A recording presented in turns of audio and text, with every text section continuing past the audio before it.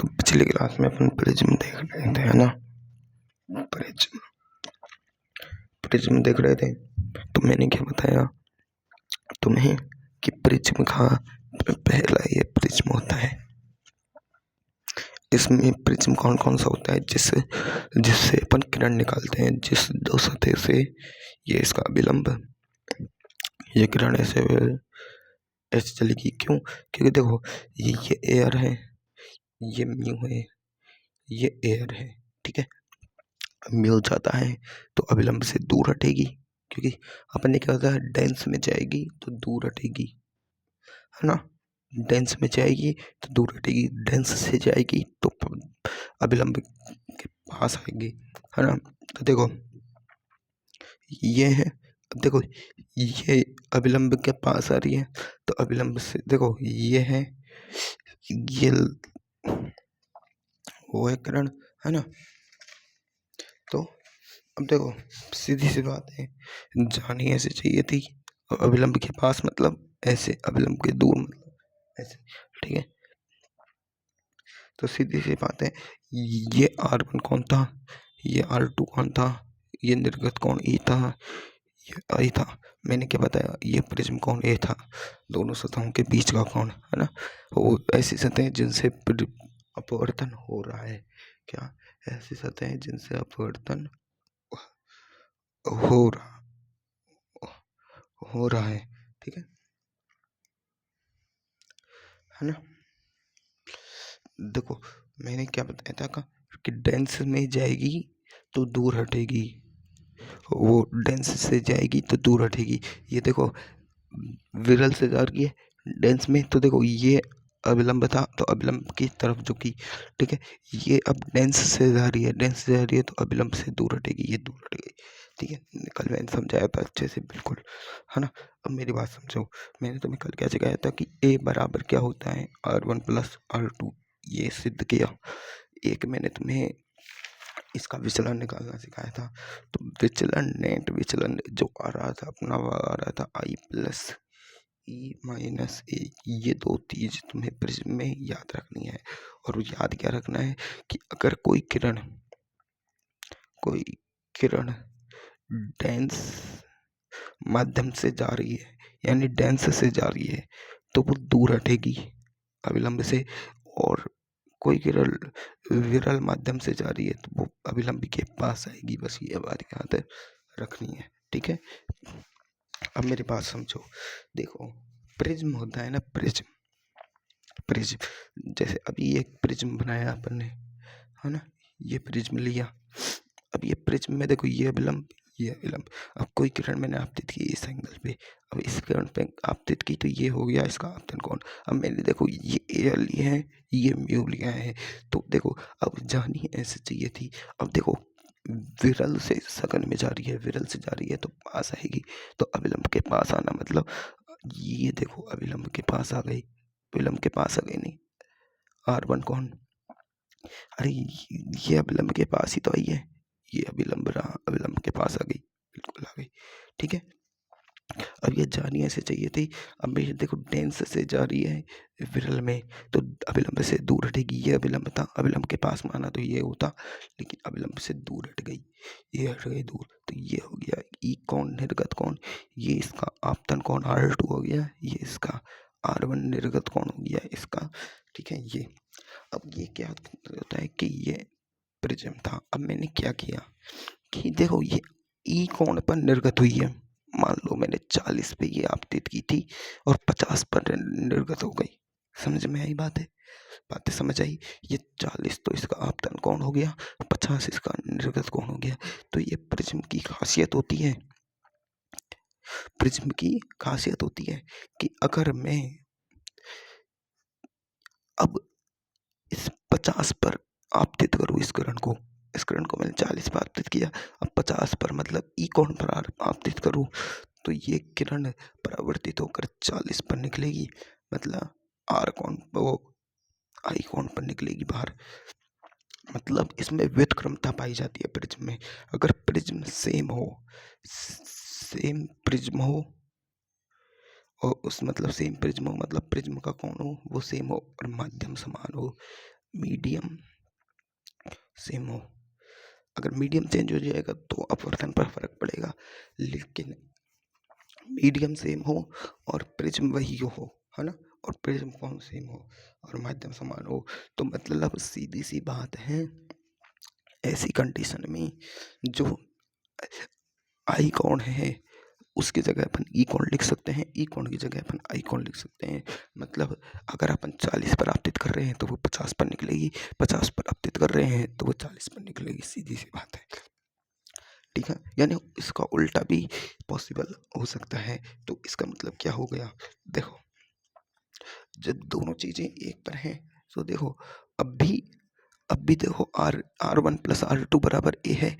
यहाँ देखो 50 पर निकल लिया तो ये R2 होगा, ये R1 होगा, क्योंकि ये इधर आया है तो ये भी इधर आएगा, ये इधर चल जाएगा, ठीक है, ये R1 हो जाएगा। तो अब भी देखो A बराबर R1 प्लस R2 ही है, यहाँ भी A बराबर R1 प्लस R2 ही है, मतलब प्रिज्म कौन फिक्स है, तो R1 R2 फिक्स होगा, ठीक है।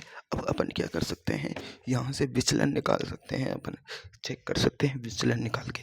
तो देखो अपन ने जब देखो आई पर आपतित की थी तो ये R1 था, ये R2 था, ये E था। जब विचलन अपन ने निकाल लिया था क्या था, आई प्लस ई माइनस ए आया था। अब मैंने क्या किया है, अब मैं आई की जगह ई पर आपतित कर रहा हूँ, ये प्रिज्म, ये इसका विलंब, ये इसका विलंब, ये किरण आपतित हुई आई एंगल, वो ई एंगल पर आपतित कर रहा हूँ मैं ई पर, है ना, तो ये किरण जाएगी ऐसे अभिलंब के पास आएगी, है ना, तो ये इसका R2 हो जाएगा, R2 एंगल पर, ठीक है, R2 एंगल पर आ गई, ठीक है। क्यों, अब ना तो ये मैं इनको इसको इधर निकाल दूंगा, ये आई एंगल पर बाहर निकल जाएगी, यही तो प्रिज्म की विषुवता का सिद्धांत है ना, और ये R1 पर आ जाएगी, ठीक है। तो देखो अब मैं क्या कर रहा हूँ, ये क्या है, इसका विचलन डेल, ये डेल 1 है पहला विचलन, और ये इसका देखो ये किरण जानी ऐसे चाहिए थी, गई ऐसे, ये डेल 2 है। तो देखो डेल 2 निकालो, दोनों की डायरेक्शन एक ही है तो दोनों जुड़ेंगे, दोनों की डायरेक्शन एक है, दोनों जुड़ेंगे। अब मैं डेल 2 निकाल रहा हूँ तो देखो डेल 2, अब देखो ये मैंने क्या किया कि ये लिया और ये लिया, ये लिया, ठीक है, ये वाला एंगल और ये वाला एंगल, देखो ये किया मैंने, ये क्रॉस बनाया, ये R1 है तो ये R1 होगा। अब देखो आई कौन R1 प्लस डेल 2 है, आई कौन क्या है R1 प्लस डेल 2 है, तो यहाँ से डेल 2 आ जाएगा, आई माइनस R1 फिक्स है, वही कर लिया क्योंकि क्रॉस से चेक कर लिया ना, क्रॉस से। अब ये क्रॉस में देखो ये R1 है तो ये R1 होगा। अब R1 प्लस R2 ये दोनों मिलके नहीं, ये आई था पूरा, यानी ये थोड़ा सा और ये थोड़ा सा मिलके आई था, तो ये डेल 2 था, ये R1 था, तो डेल 2 निकाल लिया। अब ऐसे ही देखो ये E है तो देखो क्रॉस करो, ये किरण जानी ऐसे चाहिए थी, ये क्रॉस हो गया, तो ये क्या है टोटल ये भी E है। अब देखो ये R2 है, ये छोटा सा R2 और ये R1 है, ओ डेल 1, तो इन दोनों का योग क्या है E, तो E बराबर क्या है डेल 1 प्लस डेल 2, है कि नहीं, E बराबर बिल्कुल, तो डेल 1 बराबर क्या आ जाएगा E माइनस R2, ये आ गया, और डेल नेट बराबर क्या है डेल 1 प्लस डेल 2, क्योंकि दोनों की डायरेक्शन एक ही है इसलिए जोड़ा है अपन ने, इसलिए तो जोड़ा है, ठीक है। अब देखो डेल नेट बराबर क्या हो जाएगा, क्या हो जाएगा, डेल 1 क्या है E प्लस R2 और वो क्या है प्लस I माइनस R1, ठीक है। अब देखो R1 और E माइनस है, सॉरी ये minus, E minus R2 plus ये देखो E plus I minus R1 plus R2, अब मैंने कॉमन ले लिया माइनस को, तो R1 प्लस वो I में R1 माइनस, तो माइनस प्लस R2, तो देखो इसको मल्टीपल I को इधर लेता हूँ, E को इधर ले लेता हूँ, है ना, तो देखो I प्लस ई, अब मैं इसको अंडर मल्टीप्लाई करूँगा तो माइनस R1 सेम, माइनस इसको प्लस माइनस माइनस तो माइनस R2 सेम, तो देखो ये तो हो जाएगा A, तो I प्लस ई माइनस ए, यही की यही ये आ गया। मतलब ना तो विचलन परिवर्तित होता है ना प्रिज्म कोण परिवर्तित होता है। तो ये वाली बात आ गई सीधी सी कि अतः एक प्रिज्म पर प्रकाश की किरण को एक बार आई एंगल पर डालो, एक बार ए एंगल पर आपतित किया जाए तो दोनों कोणों पर प्रिज्म में नेट विचलन समान होता है। मतलब एक प्रिज्म के लिए दो एंगल ऐसे होते हैं जिन पर विचलन समान होता है। आपतन कोण के दो अलग अलग मान आई व ई पर समान विचलन होता है। ठीक है, कैसे? देखो, मैंने क्या किया, एक प्रिज्म लिया, ठीक है। अब मैंने एक प्रिज्म को आपतित कर दिया 30 डिग्री के कोण पर और ये निकल गया यहाँ से 45 डिग्री के कोण पर निकल गई। तो ये इसका आपतन कोण हो गया, ये इसका निर्गत कोण हो गया। ठीक है, समझ आई बात? अब इसके दो एंगल समझ आ गए अपन को, 30 और 45, और इस पर विचलन आ गया मतलब 13 डिग्री का मान लिया अपन ने, माना है। ठीक है, अब मैंने क्या किया कि मैंने व्युत्क्रमता का नियम लगाया। मैंने ये आपतन कोण 30 डिग्री था, अब मैंने क्या किया कि ये आपतन कोण चेंज करके कर दिया मैंने तो 45 डिग्री, तो ये 30 डिग्री पर निकल जाएगा प्रिज्म के व्युत्क्रमता के नियम से। तो अभी अपन ने देखा कि ऐसे एंगल को चेंज कर देते हैं तो वो नहीं होता है, विचलन चेंज नहीं होता है, तो विचलन अभी भी 13 डिग्री रहा। तो मतलब मैंने प्रिज्म पर किरण को एक बार 30 डिग्री पर आपतित किया, एक बार 45 डिग्री पर आपतित किया, तो विचलन चेंज नहीं हुआ। मतलब प्रिज्म पर अपन दो एंगल ऐसे चुन सकते हैं कोई से भी, उन पर कभी भी विचलन, वो हमेशा विचलन फिक्स होता है। अब ये 30 और 45 की बात नहीं है। मान लो मैंने ये प्रिज्म पर निकाल दिया 63 डिग्री के एंगल पर, ये निकली, मान लो ये निकल गई यहाँ से, मतलब ये यहाँ से निकल गई 67 डिग्री के एंगल पर। तो 63 और 67 क्या हो गए, दो एंगल हो गए जिन पर क्या होगा, मतलब विचलन कोण फिक्स होगा। सही बात है, बात सही है कि नहीं है ना? तो अब देखो सर ने क्वेश्चन करा रखा है, क्वेश्चन समझ लो। क्वेश्चन क्या है कि इन्होंने क्वेश्चन दिया है ये, तो विचलन कौन होगा पूछ लिया। तो देखो सीधी सी बात है, डेल 1 के लिए स्लेन नियम लगा देंगे। देखो क्वेश्चन करके देखते हैं अपन।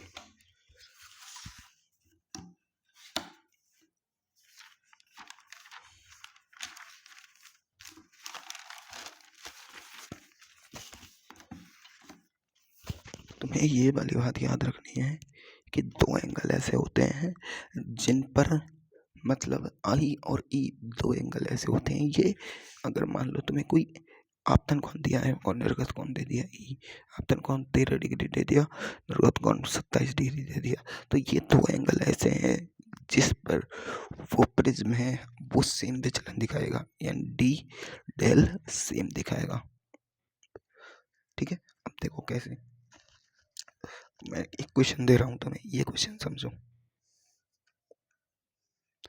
ये क्वेश्चन दिया मैंने, ठीक है, ये आपतित किरण, ये अभिलंब इसका, ठीक है, अभिलंब बना दिया मैंने। ये इसका प्रिज्म कोण दिया है 60 डिग्री का। ठीक है, अब मैंने क्या किया कि 60 डिग्री पर कोई किरण आपतित करा दी, 60 डिग्री पर। ठीक है, तो ये है अभिलंब से दूर, अभिलंब के पास आई, जानी ऐसे चाहिए थी, ये अभिलंब की तरफ झुक गई, तो इसने ये अभिलंब से ही अपवर्तन कोण बना दिया।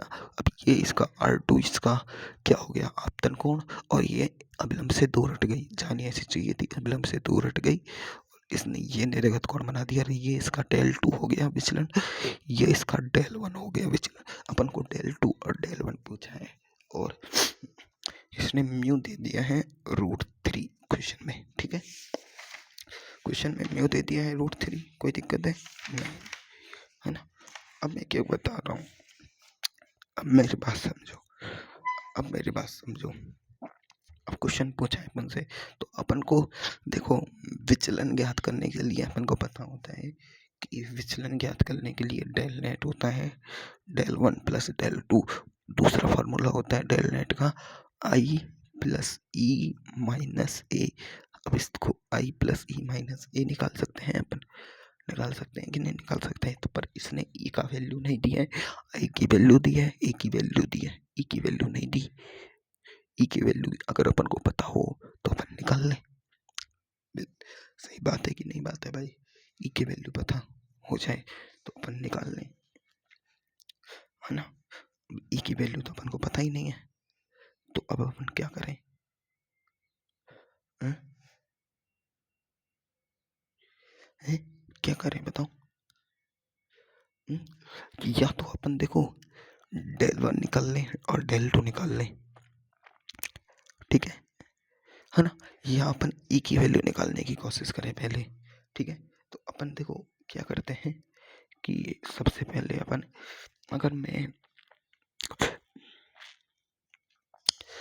मैं इस सतह के लिए स्नेल का नियम लगा दूं और इस सतह के लिए स्नेल का नियम लगाऊं, तो देखो मैं इस सतह के लिए स्नेल का एक फॉर्मूला और पता है अपन को कि ए बराबर R1 प्लस R2 होता है, ठीक है? तो R1 की वैल्यू आ जाए तो R2 की वैल्यू अपन तुरंत निकाल दें। तो देखो इस सतह के लिए मैं स्नेल का नियम लगाता हूँ, तो देखो स्नेल का नियम क्या होता है? म्यू साइन वन आई बराबर म्यू टू साइन आर। अब देखो आई क्या है? अपतन कोण। आर क्या है? अपवर्तन कोण। अपतन कोण क्या है? 60 डिग्री। यहाँ एयर है तो एयर के लिए एक साइन 60 की वैल्यू क्या होती है? √3/2, है ना? साइन 60। और म्यू टू क्या है? ये √3 और ये है गया साइन आर, ठीक है? अब देखो √3 से √3 गया तो साइन आर की वैल्यू क्या हो गई? 1/√2। वो 1/2 और साइन 1/2 वैल्यू होती है 30 डिग्री का कोण की। साइन में 30 डिग्री के कोण की वैल्यू होती है। तो अपन ने निकाल लिया ए का मान, तो यहाँ 60 डिग्री दे रखा है। 60 R1 की वैल्यू 30 प्लस R2 की वैल्यू अपन यहाँ से निकाल देंगे, तो 30 देखो 60 माइनस 30 बराबर R2, तो R2 की वैल्यू आ जाएगी 30 डिग्री आ गई। अब देखो R2 की वैल्यू अपन ने निकाल दी, ये R2 की वैल्यू थी, यहाँ पर स्नेल का नियम लगा दो इस सतह के लिए, तो देखो μ1 साइन आई बराबर μ2 साइन आर। देखो μ1 क्या है? ये √3 साइन आई क्या है? 30 डिग्री। R2 अपवर्तन आपतन कोण है ना, तो साइन 30 की वैल्यू होती है 1/2, है ना? μ2 क्या है? एयर बाहर और साइन ई, तो देखो ये √3/2 साइन ई। साइन ई की वैल्यू आ रही है √3/2 और √3/2 साइन 60 की वैल्यू होती है, तो ये बराबर डायरेक्ट आ गया 60 डिग्री। तो मतलब ये आपतन भी 60 डिग्री पे हुआ है, अपवर्तन भी 60 डिग्री पे हुआ है। तो अब यहाँ से डेल नेट निकाल लेंगे अपन, I plus E minus A. Formula I क्या है? 60 प्लस ई क्या है? 60 माइनस ए क्या है? 60। ये भी तो 60 है क्वेश्चन में, तो इससे गया 50-60 ओनली। अब देखो इसको एक तरीका और है, देखो अपन ने देखो ये निकाल लिया, ये निकाल लिया, देखो ये 60 है तो ये 60 है ना? अपन को पता है ये 60 है तो ये 60 है, और 60 में से R1 की वैल्यू 30 गई। R1 की वैल्यू क्या निकाली अपन ने? R1 की वैल्यू क्या निकाली? साइन R1 की 30, तो साइन R1 की 30 गई तो डेल वन आ गया 30। और देखो डायरेक्शन क्या है? क्लॉकवाइज, ठीक है? वो पहले निकालते थे ना अपन, वो वाले फॉर्मूले से शुरू में सीखा था, है ना? देखो ये R2 है तो ये टोटल R2 हो गया, क्योंकि क्रॉस का चिन्ह आ रहा है, ठीक है? क्रॉस का R2 कितना आया? R2 आया 30, तो ये 30 तो ये 30। अब देखो ई की वैल्यू और निकालनी होती है अपन को, ई की वैल्यू निकाल ली अपन ने, निकाल ली ना? ई की वैल्यू निकाल ली 60, तो देखो 60 में से ई की वैल्यू क्या है? ये 60 है ना? और ये क्या है? सॉरी देखो ये किरण ये जा रही है, ये एंगल ये 30, तो 30 गया तो ये बचा 30, तो डेल टू की वैल्यू आ गई 30। तो देखो दोनों क्लॉकवाइज में 30 और 30, डेल नेट बराबर आ गया 60। तो ये अपन पहले भी उसके अंदर निकाल सकते हैं, लेकिन अपन को प्रिज्म के लिए फॉर्मूला याद है ना, तो डायरेक्ट फॉर्मूले से निकाल लो। सही बात है ना? ऐसे अब देखो मेरी बात सुनो, अब मेरी बात सुनो, अब मेरी बात सुनो। अपन को पता है कि अपन प्रिज्म पर एक कोण आई लेते हैं तो दूसरा कोण निर्गत कोण होता है ई। तो ये दो कोण ऐसे होते हैं, इनके लिए विचलन सेम ही आता है। मतलब ये 30 ले लिया, ये 60 ले लिया, तो 30 और 60 दो कोण ऐसे हो गए जिनके लिए विचलन सेम होगा। ठीक है, ये 45 ले लिया, ये 55 आ गया, तो 55 और 45 ऐसे हो गए जिनके लिए विचलन सेम होगा। ये 60 ले लिया, ये 35 ले लिया, तो ये दो कोण ऐसे हो गए जिनके लिए विचलन सेम हो गया। ठीक है, ये दोनों सेम भी हो सकते हैं। यहाँ देखो इस क्वेश्चन में सेम सेम आए 60-60, है ना, वो तो क्वेश्चन पर निर्भर कर रहा है। पर मतलब दो कोण ऐसे होते हैं जिन पर विचलन सेम होता है, वो कोण कोई से भी हो सकते हैं। तो विचलन कोण और आपतन कोण के बीच में ग्राफ बनाए अपन। देखो एक ग्राफ बनाने की कोशिश कर रहा हूँ मैं। ठीक है, मैं क्या कर रहा हूँ, कोशिश कर रहा हूँ ग्राफ बनाने की। जो ग्राफ बनेगा ना वो यू आकार का बनेगा। क्यों बनेगा, देखो मेरे, अब एक बात समझो, वो ग्राफ बनेगा आपतन कोण आई के लिए। ठीक है, और ये हो गया विचलन डेल। ठीक है, अब देखो ये हो गया विचलन का ग्राफ। ठीक है, अब मेरी बात समझो, ये लेकिन अगर कोण को थोड़ा सा आगे बढ़ाया जाए तो ये ग्राफ ऐसे आ जाएगा, ऐसे ऐसे। अब ये ऐसे क्यों किया, देखो हर जगह पे दो विचलन आ रहे हैं। देखो दो, और ये डेल मैक्सिमम। ठीक है, समझ आया, इसको काट दो बीच में से, सॉरी ऐसे। तो ये यहाँ तक तो तुम्हारा आई रहेगा, यहाँ तक तुम्हारा ई रहेगा। कैसे, देखो आई का मान ये था, ई का मान ये था, तो इन दोनों पर ये विचलन सेम, ये दोनों पर ये विचलन सेम, ये दोनों पर ये विचलन सेम, ये दोनों पर विचलन सेम। मतलब आई के दो मान पर विचलन सेम होता है, वो अपन ने यही किया है। इस ग्राफ, ये ग्राफ यू आकार का ग्राफ यही बता रहा है कि आई के दो मान पर विचलन सेम होता है। एक तो ये वाला मान, एक ये वाला मान। इस पर आई है, इस पर ई है, निर्गत कोण पर है तो एंगल ही। अगर इस ई को अपन ने आपतन कोण बना के लिख दिया तो उसके लिए भी विचलन यही आएगा। इस कारण ग्राफ ऐसा आ रहा है। और ये अधिकतम विचलन है डेल मैक्सिमम। ये क्या है, x1 दूरी, ये x2 दूरी। ठीक है, तो समझ आए, है ना, ये अपन को समझना है बिल्कुल। देखो अधिकतम विचलन π/2 पर होता है 90 डिग्री पर।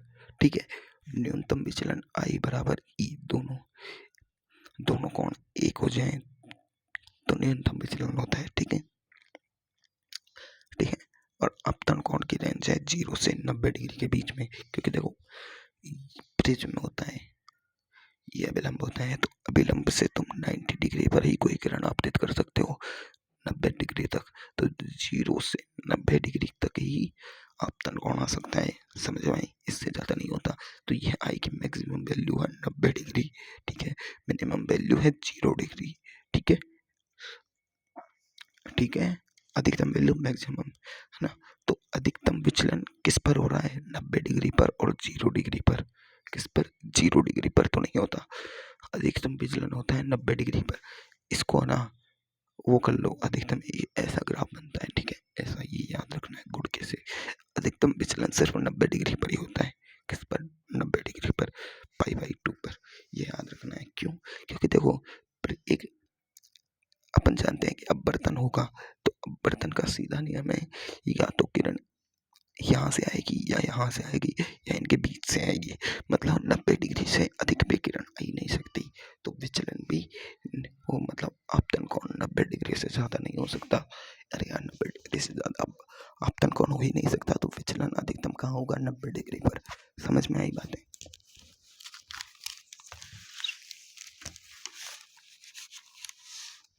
मतलब ये ग्राफ हकीकत में ऐसा होता है।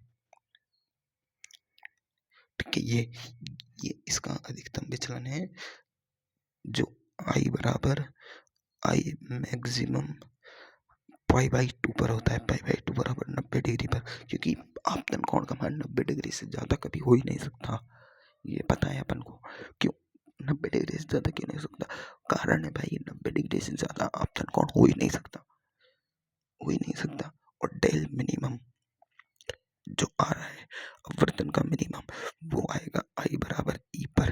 अगर आई कोण और ई कौन दोनों बराबर हो जाए, जैसा उस क्वेश्चन में हुआ था, तो डेल मिनिमम आता है। क्या आता है? डेल मिनिमम आता है। ठीक है, ठीक है, मेरी बात समझ आई? मतलब देखो, ये प्रिज्म है, प्रिज्म से आपतन कोण जा रहे हैं। अगर ये आई की मान 30 डिग्री है और ई का मान भी 30 डिग्री हो गया, तो ये जो आप विचलन है वो सबसे कम विचलन आएगा। समझ में आई बातें? और अधिकतम विचलन कब आएगा? जब आई का मान 90 डिग्री हो जाएगा। अब एक बात बताओ, आई का मान 90 डिग्री हो गया तो ई का मान क्या हो जाएगा? 0 डिग्री। तो अधिकतम विचलन आएगा। समझ में आई बातें? आपतन कोण की रेंज हमेशा 0 डिग्री से 90 डिग्री के बीच में ही होती है। समझ में आई? अधिकतम विचलन का किस पर होगा? 90 डिग्री पर। और न्यूनतम विचलन आई बराबर ई पर होगा। अब देखो, न्यूनतम विचलन की कंडीशन पढ़ो। तो अब देखो, अपने पास दो कंडीशन है, अधिकतम विचलन की कंडीशन, एक न्यूनतम विचलन की कंडीशन। दो ही कंडीशन है, इनको पढ़ते हैं अपन, है ना? तो देखो, अधिकतम विचलन की कंडीशन,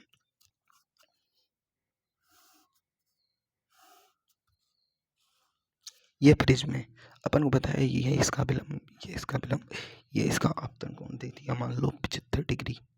ठीक है, ठीक है, इसका म्यू दे दिया √2। ठीक है ना? अब इसमें क्या पूछ रहा है अपन को? इसमें पूछ रहा है अधिकतम विचलन कब होगा। इसमें पूछ लिया कि अधिकतम विचलन कोण ज्ञात करो। अब तुम्हें पता है कि अधिकतम विचलन होता है जब आपतन कोण 90 डिग्री होता है। क्या होता है? आपतन कोण 90 डिग्री। तो किरण कैसे आएगी? जो आपतित किरण है वो ऐसे आएगी 90 डिग्री पर। आ गई 90 डिग्री पर, बिल्कुल 90 डिग्री पर कोई किरण आ गई। थोड़ी सी उठा के क्यों बनाई? ताकि तुम्हें समझ आए कि किरण आ रही है। क्या आ रही है? किरण आ रही है, पर आएगी इसके समानांतर बिल्कुल 90। अब देखो, कोई किरण आपतित किरण 90 डिग्री पर आई तो अपन को तो कुछ नहीं करना। अब उनको रफ डायग्राम बनाना है, ऐसे ही रफ। ये इसका R1 हो जाएगा, ये इसका R2 हो जाएगा और ये इसका E हो जाएगा। अब देखो, ये इसका डेल 2 हो गया, ये ऐसे जानी चाहिए थी, ये इसका डेल 1 हो गया। अपन को डेल 2 और डेल 1 जोड़ के क्या कर देना है? पूरा अधिकतम विचलन बता देना है। ठीक है, यही तो काम है अपना, है ना? अपन को तो आपतन कोण 90 डिग्री रखना है बस। अब देखो, इस जगह पे मैं स्नेल का नियम लगाता हूँ। क्या लगाता हूँ? स्नेल का नियम। देखो, अधिकतम विचलन ज्ञात करने का फॉर्मूला क्या है? आई प्लस ई माइनस ए, है ना? अधिकतम विचलन के लिए आई बराबर क्या होगा? 90 डिग्री, तो डेल बराबर 90 डिग्री प्लस ई माइनस ए क्या हो गया? 75 डिग्री। 75 डिग्री, डेल बराबर 90 में से 75 गया तो कितना बचा? 15 प्लस ई। अब अपन को ई का मान निकाल देना है। यहाँ पर ई चाहिए, ई निकालने के बाद अपना तुरंत आ जाएगा डेल मैक्सिमम। ठीक है, तो देखो, अब मैं इस जगह पे स्नेल का नियम लगा दूं तो म्यू1 साइन आई बराबर म्यू2 साइन आर। ठीक है, R1 आएगा। ठीक है, तो देखो, म्यू1 तो एक साइन आई 90, साइन 90 की वैल्यू एक ही होती है, तो म्यू2 क्या है? √2 साइन R1। तो देखो, साइन R1 की वैल्यू आ गई 1/√2। 1/√2 की वैल्यू होती है 45 डिग्री, तो R1 की वैल्यू क्या आ जाएगी? 45 डिग्री के एंगल पर। ठीक है, अब अपन को क्या करना है इस जगह के लिए? अब देखो, इस जगह के लिए स्नेल का नियम लगाने की कोई जरूरत नहीं है। अपन ए बराबर R1 प्लस R2 से निकाल सकते हैं। R2 का एंगल तो ए बराबर ए कितना है? 75 डिग्री। R1 क्या है? 45 प्लस R2। तो देखो, R2 बराबर 75 माइनस 45 कितना आ गया अपना? R2 कितना आ गया अपना? 30 डिग्री। 30 डिग्री निकाल लिया।